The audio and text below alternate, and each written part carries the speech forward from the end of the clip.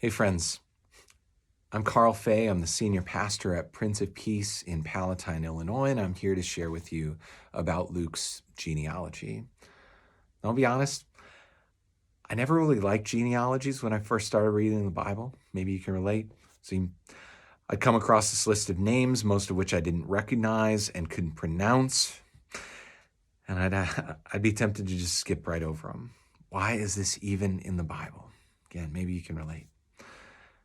But it turns out that's actually a pretty good question to ask on any given passage that we're reading and struggling to apprehend. Why is this in the Bible? Why is this important enough to be included? Why was this passed down for our benefit? See, if you remember, God made promises to Abraham in Genesis 12. He called him away from his familiar setting to a whole new place, and he was going to bless the whole world through Abraham's family line. God made promises to David. You're not going to build me a house. I'm going to build your house and your kingdom, your throne will endure forever. And so God's people had this habit of carefully, meticulously tracing a thread from promises made to promises fulfilled. They'd look at things like memories and ancestry, and they would cling to them as though they were clinging to a lifeline. And I think we've got something to learn from that. We don't tend to think of things that way unless you've done a deep dive in Ancestry or 23andMe and you know 4 and 5 or more generations back in your family. But there's this recognition in these genealogies. No person is an island. No one is self-made.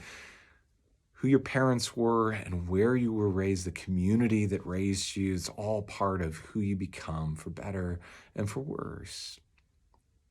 And so Matthew offers a genealogy, and he traces through Mary, Jesus' mother. And Luke offers this genealogy, and he traces it through Joseph, who is not Jesus' blood father, but his adoptive father.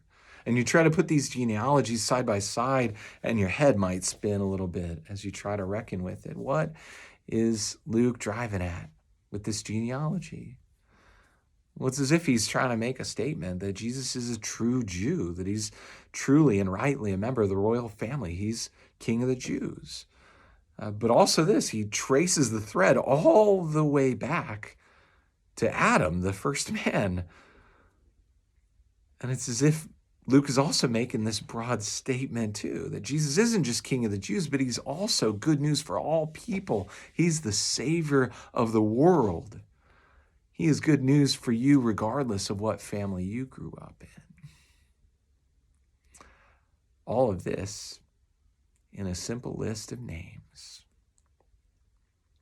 Pretty sweet. Peace, guys.